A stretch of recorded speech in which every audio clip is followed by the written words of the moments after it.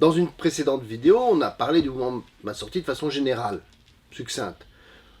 J'avais expliqué que c'était un résultat de la modernité. Je voudrais insister dans cette petite vidéo sur ce point. Qu'est-ce que c'est que la modernité? Qu'est-ce que ça engendre pour le judaïsme? Il faut bien comprendre que à partir du moment où il y a l'émancipation des Juifs, c'est-à-dire l'accès à la citoyenneté dans des pays occidentaux qui pensent de façon démocratique, humaniste, etc., ça change la donne beaucoup pour le monde juif.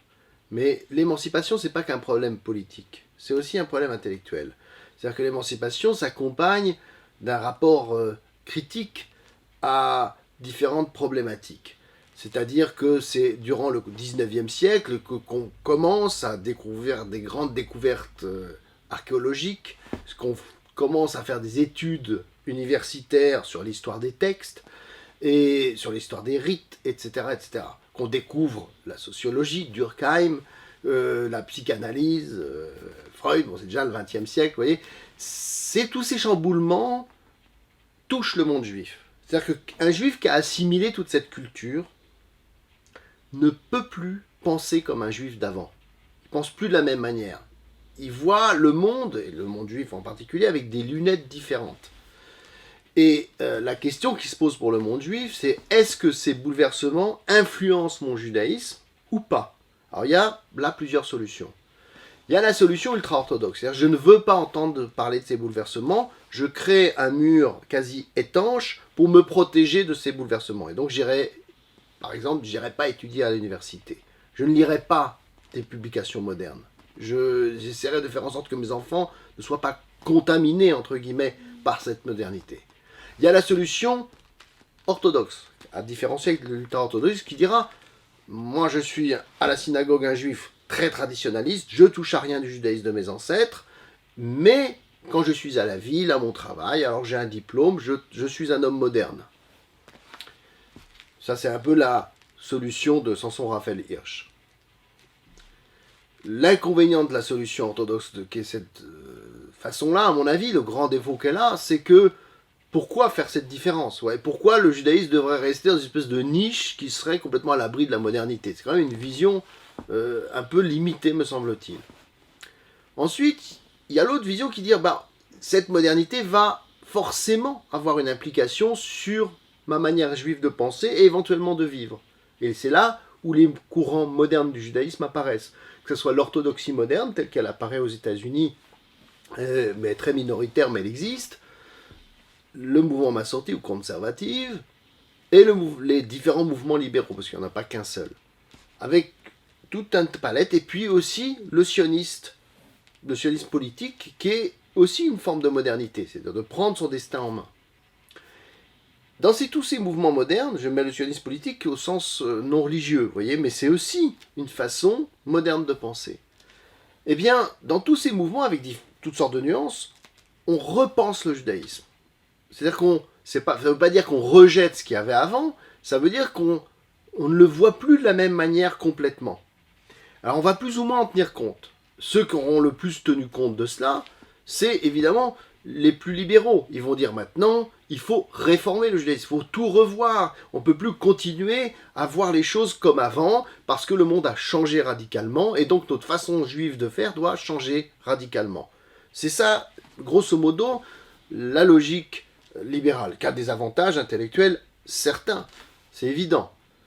Maintenant, le mouvement Massorti, qui en fait s'appelle conservative aux États-Unis, parce que lui, il est beaucoup plus conservateur contre les libéraux. C'est un mouvement qui s'est créé contre les excès du libéralisme. Lui, il pense pouvoir, et il veut garder la tradition juive ancestrale, tout en étant pleinement moderne. Alors, c'est un peu schizophrène, pour rien vous cacher, parce que c'est évident qu'il y a des moments où on peut se dire, mais pourquoi tu fais ça? Pourquoi tu tends tellement à manger cachère, alors que tu as plein d'explications critiques qui peuvent te dire que finalement, c'est des vieux tabous, ceci, cela. Pourquoi continuer à le faire? On veut quand même continuer à manger cachère, même si on accepte certaines explications qui seraient celles de Durkheim ou de Freud, par exemple, ou certaines critiques. C'est là où le mouvement Massorti a une ambiguïté que pas facile toujours à expliquer, vous voyez. Mais cette modernité, justement, va créer une tension quasi constante entre une volonté que peut avoir l'individu de garder la tradition juive, par exemple la pratique du judaïsme au sens très strict du terme, de Shabbat, Kashrut, fête, etc. Shabbat chômer vraiment, ne pas toucher telle ou telle chose, etc. Kashrut avec tous les tabous alimentaires, et puis d'autres choses également, bien sûr. Et puis une pensée complètement libre, complètement ouverte, complètement critique. Et c'est vrai que beaucoup de gens seront mal à l'aise avec ça. Moi, personnellement, je suis très à l'aise là-dedans. Ça me plaît beaucoup, au contraire. Mais je comprends très bien que des gens me disent « Non, non, mais attendez, vous dites un truc oralement très critique, et en pratique, on vous voit pratiquer strictement. Comment ça se fait? Comment vous arrivez à faire ça ?» Bon, ben voilà. J'arrive à le faire parce que j'arrive à justifier tout ça. Pour différentes raisons. J'ai pas le temps de développer ici. Mais c'est ça la modernité. Une des conséquences de la modernité va nous obliger à penser certains points, par exemple, le rapport à la démocratie. Alors, le judaïsme n'est pas très lié à la question politique, mais ça peut être le cas en Israël. Il est évident que le mouvement Massorti est beaucoup plus adapté à la situation israélienne de démocratie que les mouvements orthodoxes qui ont beaucoup de mal à jouer ce jeu démocratique, même s'ils ont des élus à la Knesset. Mais leur pensée n'est pas une pensée démocratique, véritablement. Par ailleurs, cette liberté de penser, la liberté individuelle qu'implique la modernité, bon, on l'implique complètement dans le judaïsme. Alors ça ne veut pas dire qu'un orthodoxe n'a pas le droit de penser, bien sûr qu'il a le droit de penser.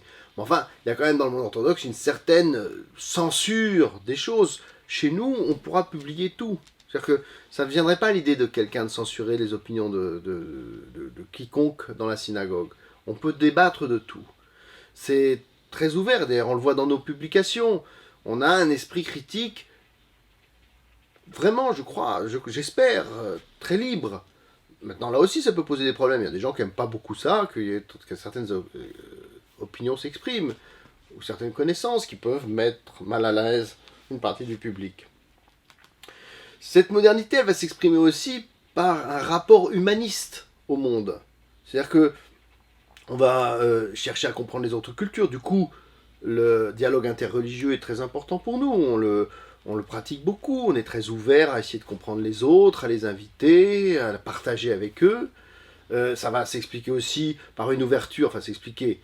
Le conséquence va être aussi l'ouverture vers la place de la femme. On en parlera plus dans le détail, mais c'est une des conséquences de la modernité. Le monde change, la vision de la femme change, et on ne veut pas continuer un judaïsme qui serait complètement patriarcal et qui laisserait la femme de côté dans beaucoup de domaines.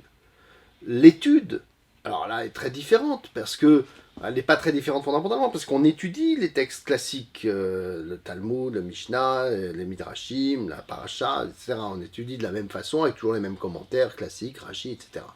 Mais on va ajouter une étude critique, qui est le propre de l'étude universitaire. C'est-à-dire qu'on est tout à fait capable, dans une dracha, dans un commentaire, de citer une approche critique d'un texte, ou de sous-entendre que tel événement n'a pas eu lieu, que c'est une forme de mythologie. Ça ne nous dérange pas du tout. Mais ça ne nous empêchera pas de continuer à faire les choses. Là encore, des gens qui ne sont pas ouverts à ce mode critique intellectuel ne s'y reconnaîtront pas. Et des gens qui y sont ouverts seront surpris de voir des gens pratiquants, sérieux, et férus de la littérature juive traditionnelle, être capables d'avoir un discours critique. La modernité, c'est aussi la succession des juifs à la citoyenneté. Et là, évidemment, on n'a pas envie de vivre en ghetto. Voilà, pas du tout. On a envie de vivre dans la cité, de partager la vie de la cité, de partager la vie de l'État où on habite, où que ce soit. Alors, ici, on est en France. Mais ce serait vrai d'ailleurs aussi en Israël, au temps moderne. Par exemple, les juifs Massorti ne votent pas pour des partis religieux. Parce que nous, on pense qu'on va défendre un parti de droite ou de gauche, selon ses opinions, mais parce qu'on est complètement démocrate, mais il n'y a pas d'intérêt à voter pour un parti religieux stricto sensu, parce qu'on ne défend pas un petit clan en soi. On sera par contre partisan d'avoir peut-être une certaine infrastructure religieuse dans l'État d'Israël, mais certainement pas coercitive. Et puis, dans les États comme la France, on joue pleinement le jeu de la cité, Et on ne cherche pas à se mettre en ghetto. Et évidemment, du coup, on est en général, je pense que les juifs convertis sont des gens très intégrés, qui n'ont absolument pas de problème avec la vie en général. Donc, c'est ça, grosso modo, le mouvement Azanti, c'est une espèce de capacité, vous voyez, à jouer le jeu de la maternité. Je ne vais pas tout expliquer parce qu'il y aurait plein d'autres domaines dont on pourrait parler, mais y compris scientifiques, à toutes sortes de niveaux, mais une grande ouverture à toutes ces problématiques, tout en cherchant toujours à garder une vie juive traditionnelle et des rapports à nos sources ancestrales, des rapports vivants qui fait vivre ces sources sans s'enfermer dans ce strict non plus judaïsme traditionnel. Oui, c'est une espèce d'entre-deux toujours. Et on reviendra là-dessus dans d'autres vidéos, bien évidemment, parce qu'on retrouvera toujours cette dynamique, une file de crête comme ça, qui est une image.